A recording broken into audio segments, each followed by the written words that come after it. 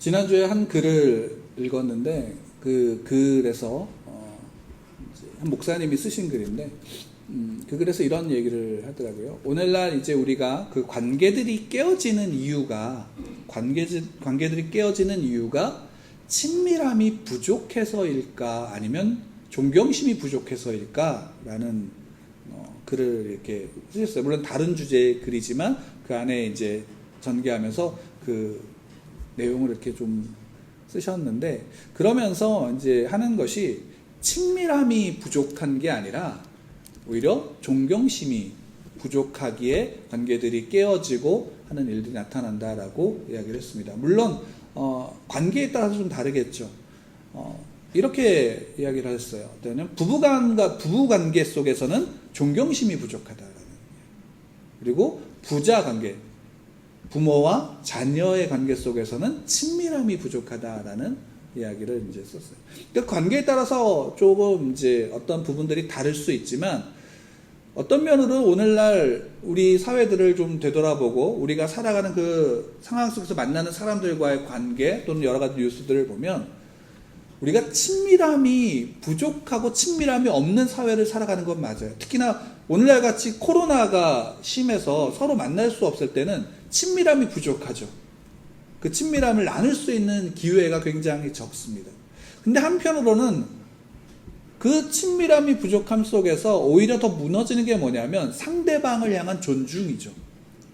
상대방을 향한. 왜냐하면 어떤 것을 통한 볼 수 있냐면, 여러분 인터넷을 혹시 이제 하시게 되거나 인터넷을 통해서 어떤 뉴스나 기사를 통해서 또 어떤 그룹의 모임에 이제 가입되었을 때 거기 인터넷 글들을 보면 그 아래 이제 어떤 글에 대한 댓글들이 막 이렇게 나와요. 그러면 그 댓글들이 대부분 누가 썼는지 대부분 모르기 때문에 거기에는 어떤 것들이 있냐면 굉장한, 소위 말한다면 인격적인 무시나 그런 일들이 그 안에서 벌어지는 게 있어요. 그래서 우리가 이제 뉴스나 보면 악성 댓글에 대한 이야기들이 많이 나오죠. 그 악성 댓글은 우리가 만나서는, 소위 말하는 만나서는 할 수 없는 이야기들이 나와요. 만나서는 할 수 없는 이야기들. 그게 뭐냐면 상대방에 대한 존중이 전혀 있을까요, 없을까요? 없는 거예요. 그러니까 초등학교 아이들이 자기가 누군지를 모르니까 게임을 하다가 그리고 자기 마음에 안 들면 이게 초등학교 아이가 쓰는 용어가 맞나라는 용어들이 거기에 쭉 나와요. 실제로. 그러니까 이런 존중이 더 없어지는 거예요. 그러면 그런 가운데 있다가 가족 가운데는 그럼 어떨까요? 그게 좀 덜 표현된다 하더라도 그 마음에 부모로서 또 남편으로서 아내로서 또는 같은 형제 자매로서의 존중함들이 그 안에 담겨져 있을까요, 없을까요? 없어지는 경우가 굉장히 많죠. 그러니까 친밀함도 필요하지만 그 안에 필요한 것들이 또한 존중함들이 필요하다라는 것이었어요. 근데 이것이 하나님과의 관계 속에서는 어떠할까라는 것을 이제 거기서 풀어내는 거예요. 여러분 어떨까요? 우리는 하나님과의 친밀함이 더 필요할까요? 하나님 앞에 어떤 존경을 표하는 경외심이 더 필요할까요? 어떤 게 더 필요할까요? 둘 다 필요하겠죠? 근데 오늘날 많은 분들이 이제 설교나 또는 우리의 신앙 속에서 예전에는 솔직히 어떤 거냐면 경외심이 더 컸어요. 근데 그 경외심이 어디로부터 온 거냐? 두려움으로부터 오는, 그러니까 그 두려움의, 맹목적인 두려움을 통한 그런 신앙의 모습을 가졌다면, 요즘에는 이제 어떤 것들이 있냐면 친밀함들을 많이 강조하죠. 그래서 얼마 전에 작고하신 J.I. 패커 목사님은 그래서 그런 글을 쓰셨어요. 어떤 거냐면 오늘날 복음주의는 하나님을 옆집 할아버지로 만들었다라는 이야기를 했어요. 하나님을 옆집 할아버지. 그러니까 하나님을 마치 내가 막대해도 되는. 그러니까 마치 저희 아이가 할머니를 대하는 태도. 못 보신 분들은 상상이 안 가지만 상상을 해보세요. 아, 내 손주 손녀가 태어나면 저런 모습이겠구나라고 생각할 수 있을 거예요. 근데 그런 모습이 물론 좋죠. 왜냐하면 그런 친밀함이 우리는 너무 없다면 하나님을 너무 멀게 느끼죠. 근데 우리에게는 뭐가 필요하냐면 하나님을 하나님으로서 인정하고 하나님으로서 볼 수 있는, 그 하나님 앞에 서는 경외감이 필요한 거예요. 그리고 그 경외감은 성경에서 경외를 우리에게 이야기할 때 그 경외감은 단지 두려움으로서가 아니라 사랑이 근거된 경외죠. 그러니까 하나님을 하나님으로서 인정하는 거예요. 우리가 인권의 문제를 이야기할 때도 마찬가지예요. 인권의 문제라는 건 그 사람이 죄인이건 아니건의 문제가 아니라 그 사람이 사람으로서 받을 수 있는 권리를 우리가 존중해 주는 것이 우리에게 필요한 거죠. 특히나 기독교는 그게 더 중요해요. 왜? 하나님과의 관계 속에서 모든 사람이 동등한 관계 속에서 사람이 사람답게 대접받을 수 있는 일들이 그 가운데 필요하기 때문에 예수님이 이 땅에 오셔서 공생의 기간 가운데 하신 일이 그거예요. 예수님이 이 땅에 오셔서 복음, 십자가, 죽으셨다, 죄인을 위해서 죽으셨다, 그리고 뭐 이런 것들로만 그거 끝나는 게 아니라 그분의 삶을 통해서 보여준 게 뭐냐면 예수님이 세리와 죄인들에게 가셨다, 창기들에게 가셨다, 병자들에게 가셨다라는 것은 무엇일까요? 그들이 그 시대에 사람 대접을 받지 못했던 사람들이에요. 죄인이라는 이유로, 병들었다는 이유로 무시당하고 멸시당하고 함께 할 수 없는 자들, 하나님의 전에 나아갈 수 없는 자들. 근데 하나님이 친히 바로 그들에게 오셔서 그들의 손을 만져주시고 그들을 안아주시며 그들의 눈을 뜨게 하셨고 그들과 함께 식사를 하신 거예요. 그게 예수님이에요. 그러니까 예수님의 사역은 결국 어떤 거냐? 사람을 사람답게 하신 거예요. 그것이 어떠냐면 사람에게, 그 죄인들에게 뭐가 될까요? 복음이 되는 거예요. 그래서 예수님께서 그들에게 말씀하신 내 믿음이 너를 구원하였느니라 라고 말씀하시는 거예요. 그 믿는 자들이 이 땅 가운데서 살아가는 우리의 모습 속에 또한 마찬가지예요. 다만 우리가 여기서 오해하는 게 뭘까요? 오해하는 게 뭐냐면 그때 예수님이 계셨던 그 당시에 바리새인들의 모습을 지금 우리도 동일하게 답습하고 있는 거예요. 답습하고 있는 거예요. 그러니까 당시 바리새인들의 삶의 모습이 예수님께 지적을 받았고 독사의 자식들이라는 말을 듣는 이유가 무엇이냐면 그들이 외식했기 때문이거든요. 외식했다라는 것. 거기에서 바리새인들의 외식을 주의하고 그들의 그 외식을 비난하신 것은 다른 것이 아니에요. 그들이 하나님을 믿지만 그들의 삶의 중심의 기준이 뭐였냐면 자기 열심이었거든. 자기를 드러내는 자기 열심의 신앙을 하나님께서 그들에게 비판하신 거죠. 그리고 그것이 오늘날 우리에게 어떨까요? 동일하게 드러나는 것. 신앙은 우리의 삶의, 믿음의 삶이라는 것은 다른 게 아니라 어떤 것이냐면 모든 우리의 삶의 중심이 누가 있냐면 하나님께 두는 거예요. 그러니까 신앙이 깊어진다라는 것은 내가 얼마만큼 신앙에 열심을 행했느냐의 모습에 있는 게 아니라 내가 얼마만큼 하나님께 내 중심을 드리고 그 앞에 서서 살아가느냐의 문제인 거예요. 그러면 거기에 어떤 게 있을까요? 당연히 그리스도교인들은 선한 삶을 살아갈까요? 안 살아갈까요? 선한 삶을 살아가는 거예요. 그게 함께 있는 거예요. 왜? 그것이 그 안에서 하나님께서 하나님의 백성에게 원하시는 거거든요. 지난주에 우리 룻기를 통해서 보아스와 보아스보다 먼저 기업물을 짜인 아무개라고 통칭하는 그 사람에 대해서 우리가 함께 나누었어요. 거기에서 이야기될 때 가장 그 중심이 되는 게 뭘까요? 그 둘 다, 보아스와 아무개 둘 다 어떤 사람들이었을까요?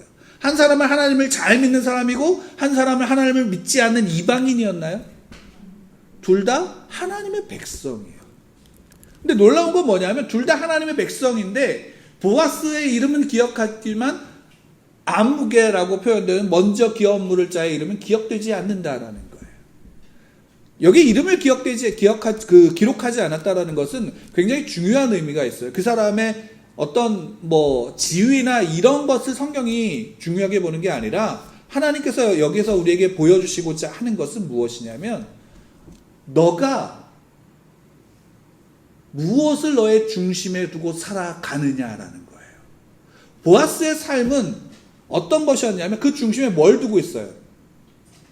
하나님의 말씀이 그 삶의 중심이 되기 때문에 그 삶에 뭐가 나타나냐면 하나님의 헤세드가 그 안에서 드러나는 거예요. 하나님의 인애가 그를 통해서 드러나는 거예요. 그것을 어디서 알 수 있냐면 나오미의 고백을 통해서 알 수 있어요. 나오미가 보아스를 만난 룻의 이야기를 듣고 나오미가 고백하죠. 뭐라고 고백하냐면 그가 산자와 죽은 자에게 은혜 베푸기를 멈추지 않는다. 산자와 죽은 자에게 은혜를 베푸는 것을 멈추지 않는다. 보아스가 룻을 처음 봤을 때 룻이 누군지 몰랐어요. 그리고 그러나 그가 나오미와 함께 온 모압 여인이라는 사실을 알았을 때 그녀가 자기의 친족의 아내임을 깨닫고 며느리임을 깨닫고 그녀에게 은혜를 베풀죠. 그 은혜를 베푸는 거예요. 근데 그게 단순하게 가족이니까 도와준다라는 게 아니라 자기의 지위와 위치를 알기 때문에 그 속에서 자기가 하나님 앞에 할 수 있는 일들을 생각하면서 그 일들을 행한 거예요. 그게 보아스의 모습이에요. 그리고 그 보아스는 결국 자기보다 먼저 기업 물을 자에게 찾아가서 너 기업 물을 거야? 그가 나 물을게 라고 했을 때 근데 이런 것이 있어. 나오미가 나이가 많이 들었지만 나오미에게는 젊은 모압 여인의 며느리가 있어. 너가 이제 그녀와 결혼해서 그녀의 남편이었던 말론의 이름을 이을 다음 세대를 낳게 해야 돼. 그리고 그들의 기업을 세워줘야 돼 라고 얘기하니까 그 아무개는 뭐라고 얘기해요? 나는 그럴 수 없다. 내가 내 것을 손해보면서 그 일을 할 수 없다라고 얘기하죠. 여기서 분명하게 갈라지는 거예요. 그 아무개의 이야기는 굉장히 합리적이고요. 굉장히 정당해요. 어떤 이유에서? 하나님을 믿지 않는 자들의 모습 속에는 그것도 굉장히 정당한 이유예요. 그건 당연하죠. 왜냐하면 여러분 한번 보세요. 이 기업 물을 자의 이 의무가 신명기 25장에서 기록되어져 있는데 거기에 분명히 어떻게 기록되어져 있냐면 이렇게 돼 있어요. 그러니까 형제가 먼저 죽으면 다른 형제가 소위 말하는 죽은 형제의 아내를 취해서 그로 말미암아 그 형제의 이름을 이어주게끔 되어져 있어요. 이게 굉장히 중요한 게 이스라엘 안에서 무엇을 이야기하냐면 하나님의 택한 백성의 그 한 사람이라도 그 이름을 그 구원에서 끊겠다 안 끊겠다? 끊어버리지 않겠다라는 의미가 그 안에 담겨져 있는 거예요. 그래서 그것이 그 율법으로서 그 안에 작성이 되어져 있고 그것이 하나님의 백성들이 그것을 지켜나감으로 해서 그들 가운데 어떤 믿음이 있냐? 하나님의 백성을 끊어버리지 않으신다. 늘 하나님은 하나님의 백성의 이름을 기억하신다. 그래서 생명책에 기록되어졌다라는 것이 우리에게 중요한 것은 뭐냐면 그 이름이 기록되어짐으로 그 삶을 누가 책임지냐면 하나님이 책임지시겠다라는 거예요. 근데 놀라운 게 뭔지 아세요? 근데 그 하나님의 은혜를 누구를 통해서 흘려보내겠냐? 너의 형제들을 통해서 흘려보내겠다라는 거예요. 그거는 누구에게 영광일까요? 그 은혜를 통로로서 그 자리에 설 수 있는 자에겐 그것은 영광이 되는 거예요. 근데 그것을 어떻게 하냐? 사람들이 지킬까요? 안 지킬까요? 안 지키니까 어떻게 하냐? 그것을 지키지 않을 때, 받아들이지 않을 때 죽은 형제의 아내가 송사하는 거예요. 장로들과 내게 송사하는 거예요. 그 송사할 때 사람들이 불러 모아요. 모든 사람들이 모여요. 그리고 이 사람이 형제의 이름 있기를 거부했다 라고 송사를 하고 그 사람의 신발을 여인이 벗겨요. 벗김으로 인해서 많은 사람들이 다 그 사람에게 그 얼굴에 침을 뱉어요. 이 사람은 형제의 이름 있기를 거부한 자라라는 거 하면서 그 침을 뱉어요. 그리고 그 집안은 다 그 다음부터 뭐가 되냐면 소위 말한다면 집안에 문패가 붙는 거예요. 이 사람은 형제의 이름 있기를 거부한 자의 집안이야. 그게 뭘까요? 형벌이죠. 이 사람은 그러니까 소위 말한다면 낙인을 찍어버리는 거예요. 이렇게 가혹하지 않아요? 그렇죠? 근데 그거 안 할 수 있잖아요. 근데 그렇게 해버리는 거예요. 왜? 그 일을 그만큼 사람들이 할까 안 할까? 안 할 거라는 거예요. 실제로 그 일을 하지 않았어요. 뭘 할 수 있냐면 룻기 오늘 읽었던 7절에 보면 옛적 이스라엘 중에는 모든 것을 물으거나 교환하는 일을 확정하기 위하여 사람이 그의 신을 벗어 그의 이웃에게 주더니 이것이 이스라엘 중에 증명하는 전례가 된지라 라고 얘기해요. 그러니까 옛적 이스라엘이라고 표현하죠. 그러니까 이거는 지금 현재 있어요 없어요? 지금 현재는 이 일이 없는 거예요. 왜요? 지키기 어려우니까. 이게 룻기 사사시대 때도 마찬가지예요. 이게 지켜질 전례가 거의 없는 거예요. 그러니까 이거에 대한 처벌도 실제적으로 굉장히 강력하게 있어요, 없어요? 없어요. 그냥 나 받기 싫어. 그래서 자기 신발을 벗어라고 증명하면 그걸로 그냥 끝나는 거예요. 사람들이 비난할까요, 안 할까요? 비난하지 않아요. 굳이 하지 않아도 되는 거예요. 그 일을, 그러니까 아무개는 굉장히 합리적인 사람이죠. 자기 하나님의 백성이지만 굳이 아무도 안 하고 있는데 또 이걸 굳이 내가 할 필요도 없는 거잖아. 손해를 보면서 할 필요 없어요. 그러니까 안 한 거예요. 그렇지만 보아스는 어떻게 하냐면 그것을 통해서 어떻게 해요? 자기가 이제 난 나오미의 것을 다 샀어. 그리고 나오미의 며느리를 내가 그러니까 사고 내 며느리로서 그 남편의 말론의 이름을 내가 잊게 할 거야 라고 거기서 선언을 하는 거죠. 그럼 이 두 가지가 비교되는 게 뭐예요? 그러니까 이게 굉장히 큰 손해로서 기업물을 자로서 우리에게 이렇게 보여져서 우리가 이거는 뭐 대단한 어떤 사람만 할 수 있는 것이다 라고 생각하지만 이것을 단순하게 이야기한다면 기독교인들이 하나님의 백성들이 이 땅을 살아갈 때 그 삶의 우선순위가 무엇이냐라는 거예요. 우리가 우선순위를 정할 때 많은 사람들이 가장 이야기하는 것 중에 뭐냐면 중요한 것과 급한 것에 대해서 이야기를 해요. 중요한 것과 급한 것. 그래서 중요하고 급한 것은 가장 먼저 해야 될 일이죠. 중요한데 급한 거 가장 먼저 해야 되는 거예요. 그리고 중요하지도 않고 급하지도 않은 일은 가장 나중에 하는 거죠. 그 다음에는 중요한 일과 급한 일이 이제 있는 거예요. 문제는 뭐냐면 중요한 일은 있는데 시간이 많은 것, 급하지 않은 것. 근데 중요하지는 않은데 급한 것. 이거 둘 사이에서 고민하게 되는 거예요. 여러분은 어떤 것을 먼저 해야 될 것 같아요? 우선순위가 뭘까요? 중요한데 급하지 않은 것. 급한데 중요하지 않은 것. 어떤 거예요? 늘 이게 우리 안에 싸움이 되는 거예요. 우리는 늘 어떤 것이냐면 결국 우리의 삶에서는 급한 거를 먼저 하게 돼요. 중요한데 급하지 않은 건 중요하게 여겨요, 안 여겨요? 중요하게 여기지 않아요. 왜? 해도 되고 안 해도 되는 부분들이니까. 그것이 문제가 되지 않는 거예요.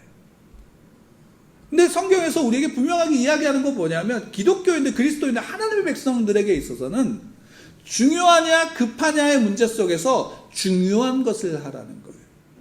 그리고 그 백성들의 중요한 것은 뭐냐면 하나님의 말씀이 그 삶을 통해서 드러나야 된다라는 거예요. 하나님이 중심이 되어지고 하나님의 말씀에 순종하며 살아가는 자들 가운데 하나님이 어떻게 하시냐? 그의 삶의 늦은비와 이른비를 통해서 그의 삶을 이끌어 가시겠다라고 하나님이 약속하신 거거든요. 그리고 더 놀라운 건 뭐냐면 이런 거죠. 우리가 이 땅에서 먹고 살고 그로 인해서 가장 크게 부딪히는 가장 두려운 문제는 뭐냐면 죽음의 문제예요. 그래서 많은 사람들이 죽음을 두려워하고 죽음을 이기고자 하고 죽음을 넘어서고자 해요. 근데 중요한 건 뭐냐면 그 죽음을 어떻게 하냐? 하나님께서 하나님의 백성들, 하나님의 자녀들을 위해서 예수 그리스도로 말미암아 죽음을 어떻게 해요? 이기신 거예요. 죽음을 이기셨다라는 것은 뭐냐면 우리의 죄로 말미암아 우리가 멸망의 자리에 나가지 않는다라는 거예요. 아니 이미 멸망의 자리에 있던 자가 그 멸망의 자리에서 죽음의 노예로서 전락하고 죽음을 두려워하는 인생 속에서 그 죽음을 넘어선 하나님의 나라 가운데 하나님의 백성으로 영원한 생명 속에 살아갈 수 있는 미래를, 그 미래에 대한 소망을 주신 거예요. 그러니까 그리스도인들에게 있어서는 중요하고 급한 문제, 또 중요한 문제, 급한 문제 이런 것을 차원이 아니라 그 삶의 죽음이 더 이상 그 삶의 문제가 되지 않으니 그 무엇을 통해서 그 삶을 살아가라? 중요한 일들, 중요한 건 뭐예요? 하나님의 백성답게 하나님의 말씀으로서 살아가라는 거예요. 왜? 그들에게 너희에게 허락한 그 인생은 너희는 죽지 않아라는 거예요.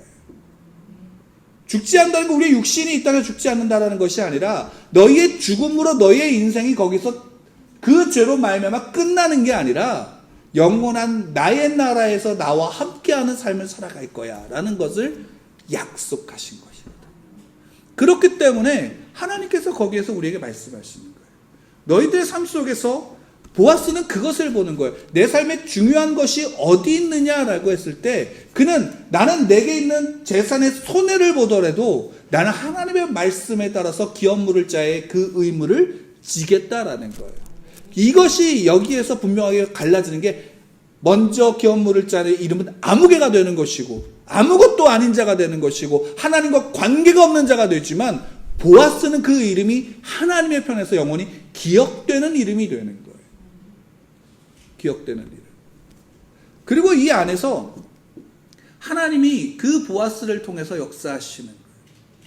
한번 생각해 보세요. 이 아무개는 그 당시에 사람들 속에서 가장 그 이름이 유명했을 거예요. 그리고 어쩌면 보아스보다 더 많은 부를 누리고 살았을 거예요. 더 힘있는 삶을 살았을 거예요. 근데 결국 그것이 그 당시에 죽음으로써 어떻게 돼요? 다 아무것도 아닌 것이 되지만 보아스는 그로 인해서 하나님의 역사가 그를 통해서 이어지게끔 만들어 가시는 거예요. 그것이 룻의 모습이에요. 여러분 룻이 이 땅 가운데서 우리 가운데 보여질 때에 룻이 대단한 믿음을 갖고 있는 것으로 보여지나요? 아니에요. 대단한 믿음의 여인으로서 굉장히 아름답게 보여지지만 그 삶의 위대함은 그 여인을 통해서 누가 함께 하시면 하나님이 함께 하셨기 때문이에요. 하나님이 함께 하셨기 때문에. 룻이 했던 건 뭐냐? 이거예요. 나오미의 하나님, 내 어머니의 하나님이 나의 하나님이 되고 내 어머니의 백성이 나의 백성이 되니까 나오미가 그 땅에 와서 할 수 있는 게 뭘까요? 하나님의 백성으로서 하나님의 믿는 하나님의 백성으로서 어떻게 해요? 그 기업을 잇는 일을 하는 거예요. 그러니까 달리 얘기해서 이거예요. 나오미가 그 모압에서 가나안 땅으로 들어왔어요. 베들레헴으로 왔어요. 그래서 그 룻이 거기서 살아갈 때에 어머니를 잘 모시려면 어떻게 하는 게, 그러니까 시어머니를 잘 모시려면 어떻게 하는 게 가장 좋은 방법일까요? 룻은 재혼을 할 수 있었을까요? 없었을까요? 당시 재혼을 할 수 있었어요. 그러면 룻이 자기의 시어머니를 가장 잘 모실 수 있는 거는 뭐냐면 젊고 힘 있는 사람과 결혼해서 그 어머니를 모시는 거예요. 현실적으로 그렇지 않아요? 자기는 아무 능력이 없잖아요. 그 당시에. 근데 룻은 뭐라냐면 그것을 찾지 않았다라는 거예요. 룻이 찾은 것은 룻은 뭐라 했냐? 그 남편의 이름의 기업을 물을 하나님의 백성으로서 그 기업을 물을 자를 그 앞에서 구하고 찾은 거예요. 그래서 젊은 사람들, 힘 있는 사람을 찾아간 게 아니에요. 그리고 근데 그 여인의 믿음 속에서 하나님이 어떠냐면 그런데 보라 그곳에 누가 있었어? 보아스가 있었다라고 말씀하시는 거예요.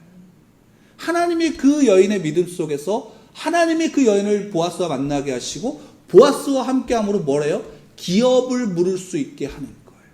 그 자리에 누가 있는 거예요? 보아스가 있는 거예요. 먼저 기업 물을 자가 만약에 그 기업을 물렀다면 누구의 이름이 기록되었을까요? 아무개의 이름이 여기에 기록되었을 거예요. 그게 영광이라는 거예요. 우리의 삶의 영광은 내가 얼마큼 무엇을 가졌느냐에 있지 않고 내가 얼마큼 하나님 안에 살아가고 하나님이 나의 이름을 기억하시느냐에 있는 거예요. 왜냐하면 그 하나님의 이름 앞에 믿음으로 살아가는 자를 어떻게 하시냐면 그 다음에 보아스가 그 선언을 했을 때 많은 사람들이 이스라엘 백성들이 보아스를 어떻게 하냐면 축복해요. 그게 몇 절에 있냐면 11절에 있어요.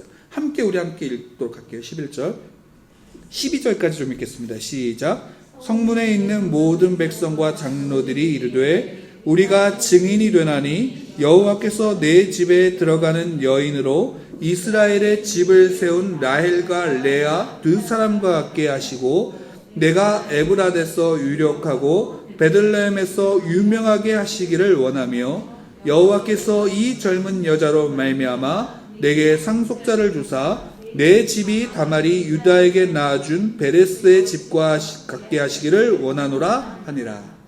자, 한번 보세요. 사람들이 축복을 해요. 근데 축복을 하면서 나온 이름이 있어요. 여인이 이제 3명의 여인의 이름이 나오는데 라헬과 레아예요. 여기 이제 하나로 칩시다. 왜냐하면 한 사람의 부인들이기 때문에 근데 여러분 한번 보세요. 여기에 나온 라헬과 레아 그리고 다말이 있어요. 그러면 이들이 여기에 축복을 비는데 이들의 이름이 들어갔다는 게 좀 이상하지 않아요? 생각해 보지 않으셨죠? 이상하지 않아요? 이 두 집안의 부인들은 여기에 들어갈 만한 모습의 성숙한 믿음의 모습을 보여주지 않았어요. 여러분, 오히려 이게 사사기 시대를 기준으로 했을 때 믿음의 여인을 칭한다면 누구를 여기에 기록하면 좋을까요? 누구와 같이 되기를 원합니다라고 하면 누구를 축복하면 좋을까요? 가장 많이 알려진 이 시대에 그냥 간단하게 생각하세요. 창세기에서 나온 가장 유명한 여자가 누구예요? 사라잖아요. 사라처럼 믿음의 어머니잖아요. 믿음의 조상이잖아요. 그녀는 어떻게 본다면 아브라함보다 더 큰 순환과 고통 속에서도 믿음을 지킨 여인이에요. 아브라함은 본토 친척 아비집을 떠나서 자기가 살려고 아내를 파는 것을 끝났지만 팔림을 당한 여인은 누구예요? 사라잖아요. 그것도 한 번으로 끝났나요? 끝났지 않잖아요. 그럼에도 불구하고 그녀가 거기에서 그 믿음을 아브라함과 함께 나아가잖아요. 그리고 결국 이삭을 출생함으로 해서 하나님의 언약이 그 안에서 그 여인을 통해서 흘러가는 것을 하나님이 분명히 약속하셨죠. 충분하잖아요. 리브가 또한 마찬가지예요. 이삭의 아내였던 리브가도 아브라함이 아들을 위해서 며느리를 구할 때 자기의 고향으로 가서 구하라고 시종을 보내잖아요. 시종을 보냈을 때 그가 거기에서 찾아요. 만나요. 하나님께 기도하고 만나는데 그러고 나서 리브가는 이 사람이 누군지 알아요? 몰라요. 아브라함은 알까요? 모를까요? 친척 중에 이런 분이 여기에 있구나라는 사실은 알았을 수 있어요. 몰라요. 근데 그 종을 통해서 리브가가 본 거는 뭐냐면 하나님의 역사를 본 거예요. 하나님이 아브라함을 통해서 역사하신 그 하나님의 역사를 본 거예요. 그리고 나서 리브가는 바로 결단해서 어떻게 해요? 자기의 가족들이 조금 더 있다가 일주일이나 한 달이나 더 좀 있다가 준비하고 가자라고 할 때 그녀가 어떻게 해요? 단번에 아니야 나 갈 거예요. 그러고서 그냥 따라오는 거예요. 800km를 따라온 거라고요. 그리고 오자마자 자기가 한 번도 보지 못한 남편을 이삭을 맞아들이는 거예요. 대단한 믿음 아니에요? 그런 모습의 여인이 아니라 왜 라헬과 레아냐고요. 라헬과 레아를 잘 모르시면 설명을 해드릴게요.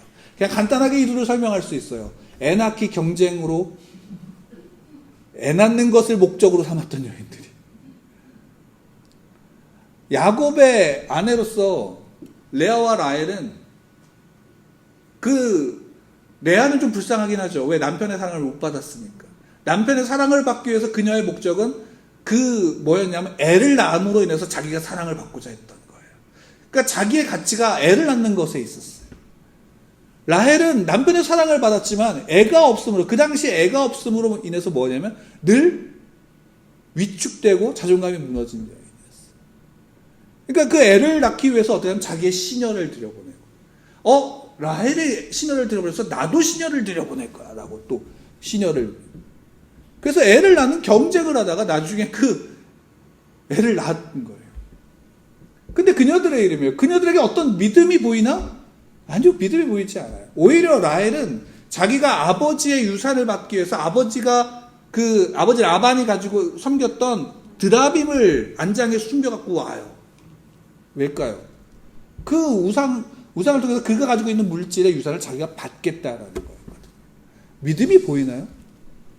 믿음이 보이지 않아요. 근데 왜 그녀들을 통해서 여기다 이야기해요? 더 나간 더 웃긴 건 뭐냐면 이거예요. 다말이에요. 다말의 이야기는요, 우리가 쉽게 생각해서 이거를 성경에서 기록해도 되나라는 내용이에요. 그럼에도 기록한 거는 뭐냐면 그 안에 그 다말의 이야기 속에 여기서 오늘 룻기에서 나오는 기업물을 자 중에서 하나의 중요한 의미를 갖고 있는 계대법이 거기에 있기 때문이에요. 다말이 누구냐면 야곱의 12명의 아들 중에 유다의 아들의 며느리예요. 유다가 3명의 아들이 있었는데 첫 번째 아들이 엘이에요. 그 엘과 이 다말이 결혼을 해서 근데 이 첫 번째 장남이 죄가 너무 많은 거예요. 하나님 앞에서 그 악을 행함으로 하나님이 어떻게 이 사람을 죽였어요. 후손가 없어요. 그럼 후사를 위해서 그 둘째 차남 오난에게 그 다말을 주어요. 근데 오난도 어떻게 행하냐면 자기 형의 이름을 있는 거를 거부하고 땅에 설정을 해요. 사정을 땅에다 해버린 거예요. 그러니까 이게 하나님 보시기에 악하니까 어떻게 오난도 죽여요. 그리고 나서 셋째 아들인 셀라에게 다말을 주어야 되는데 유다가 어떤 생각을 했냐면 야, 이 여자는 남편 잡아먹는 여자구나라고 생각한 거예요. 그러니까 그래 아직 어리다라는 이유로 집으로 보내고 그러니까 우리식으로 말하면 소박을 마친 거예요. 그리고 나서 이 셀라가 성장해도 주지 않는 거예요. 셀라에게. 그러니까 이 다말이 어떻게 하냐면 스스로가 유다가 이제 그 양의 털을 깎는 때에 왔다는 소식을 듣고 몸을 파는 여자의 분장을 한 다음에 유다가 왔을 때 그와 동침을 하고 그에게 돈을 받는 게 아니라 그에게 정표를 요구해요. 표를 요구하죠.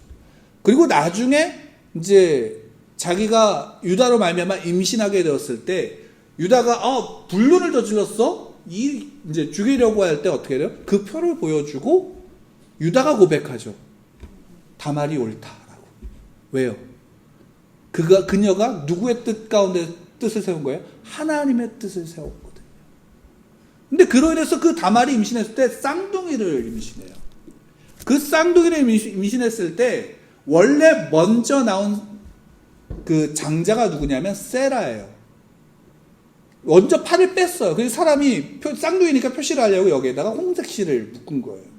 근데 갑자기 베레스가 그 안에 있던 애가 이걸 집어 당기고 자기가 그 어머니의 태를 찢고 나와요. 그리고 실제로 그 가업은 누구로 이어지냐면 베레스로 이어져요. 여기 그 이야기를 담고 있는 거예요.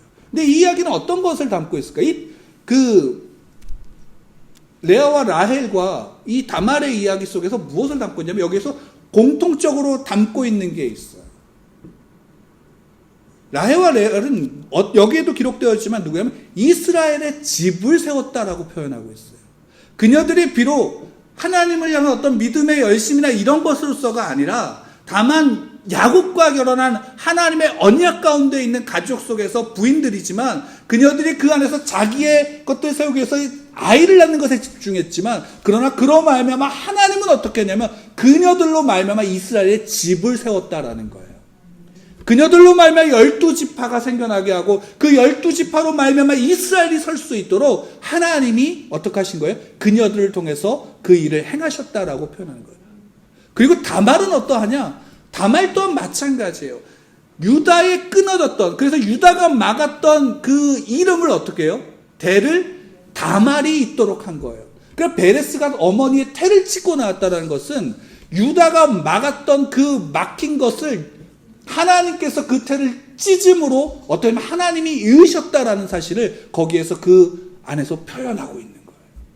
그러니까 어떻게 해요? 사람이 막더라도 누가 이끌어 가시는 거예요? 하나님께서 이끌어 가시는 거예요. 그래서 11절에 그 백성들이 축복할 때 가장 먼저 나온 게 뭐냐면 여호와께서라고 이야기를 하는 거예요.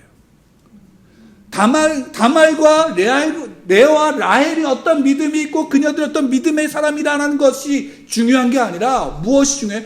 여호와께서 이스라엘의 집안을 세우셨고 여호와께서 끊어진 태를 이으셨으며 여호와께서 잃어버린 것들을 찾게 하셨다는 사실이에요. 그렇기 때문에 여호와께서 룻을 그와 같게 하시기를 원하신다라는 거예요. 실제로 그와 같이 돼요? 안 돼요?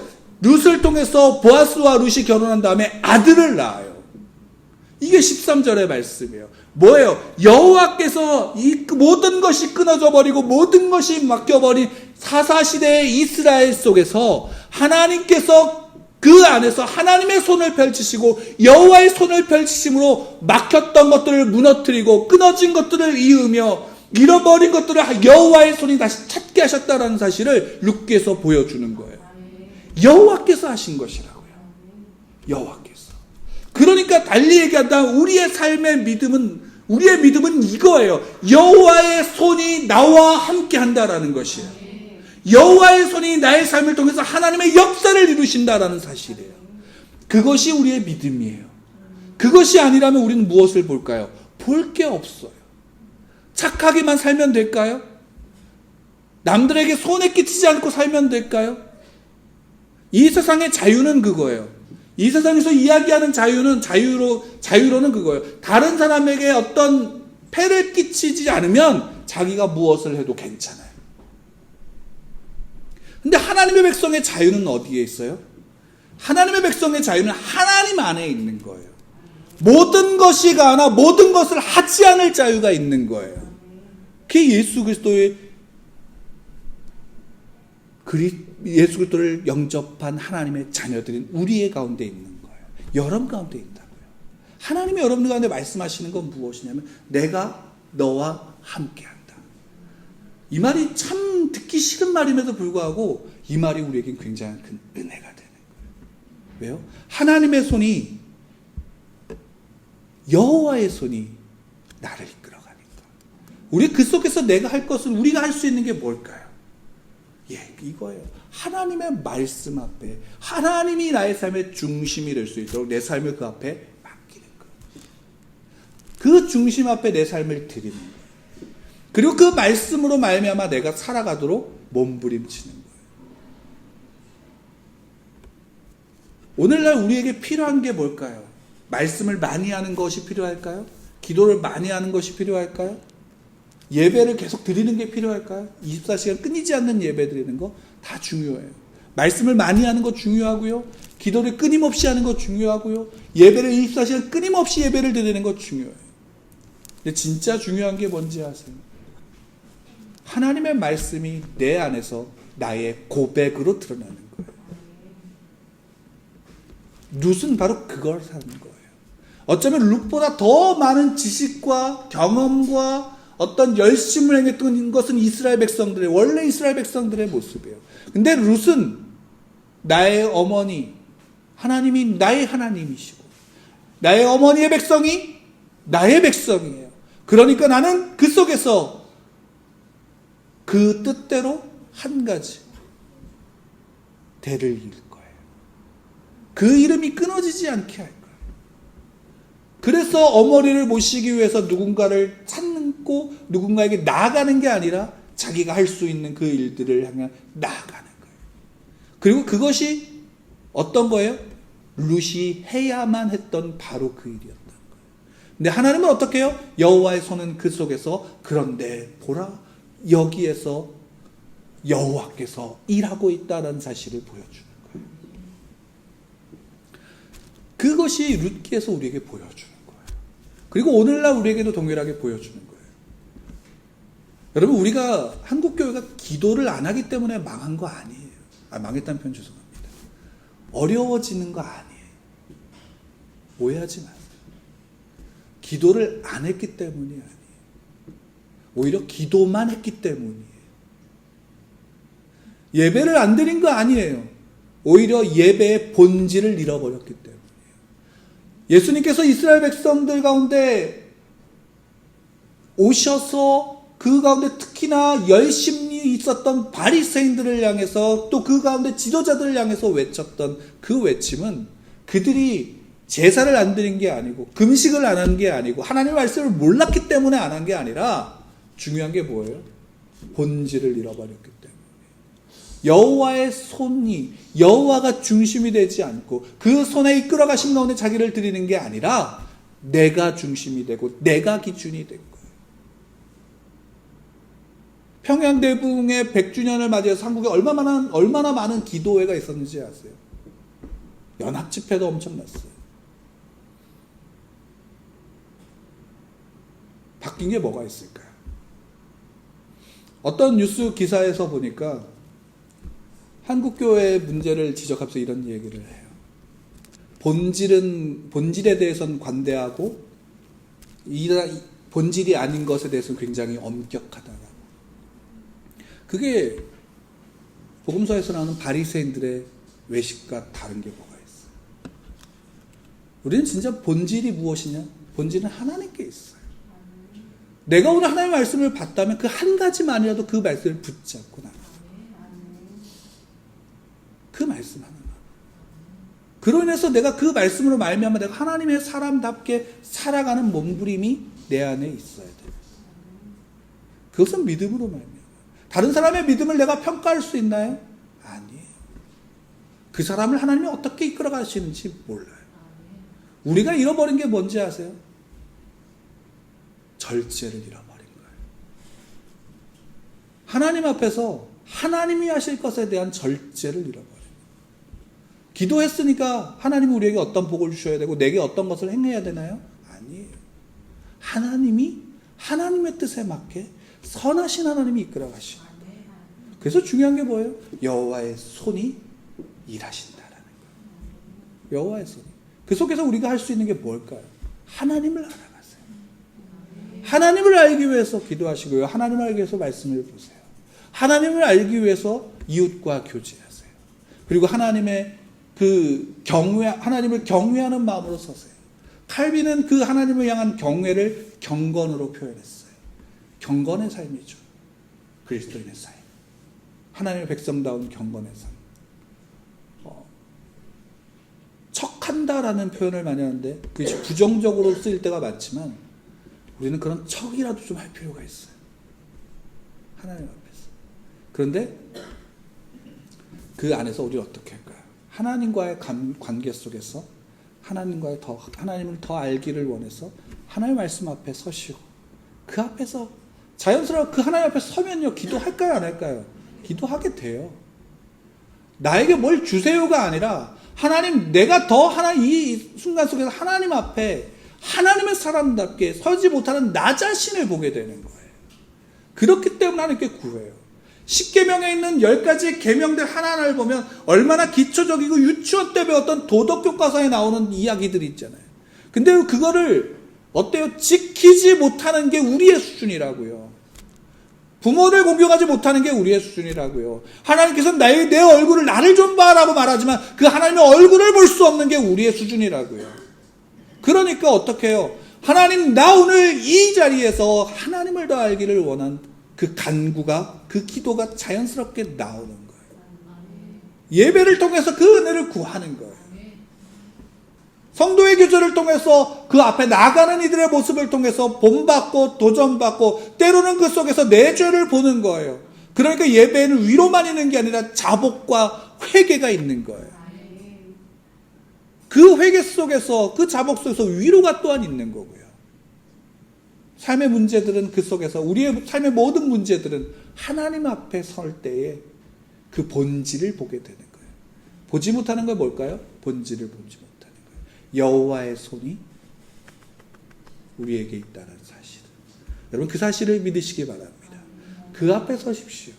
여호와의 손이 여러분들 가운데 있습니다. 여호와의 손이 여호와의 뜻을 이루십니다. 우리가 할 수 있는 일은 우리가 해야 될 일들은 하나님 앞에 서는 겁니다. 하나님 앞에 서십시오. 매일매일을 하나님 앞에 서십시오. 매일매일 있다가 직장 가면 잃어버리는데요. 이게 괜찮아요. 그 순간순간 기억날 때마다 하나님 앞에 서시고요. 기도하시고요. 그 앞에서 하나님의 이름을 부르세요. 그러면 그것이 점점 우리의 삶에 쌓여져 간다는 사실을 여러분 기억하십시오. 하나님이 빚어가십니다. 하나님의 여호와의 손이 빚어가십니다. 그 사실을 우리가 믿는다면 우리의 삶은 더 하나님의 풍성함 속에서 그 은혜를 누릴 수 있게 되어집니다. 하나님이 여러분과 함께 하십니다. 그 사실을 믿으시며 나아가는 여러분들 되기를 간절히 축복합니다.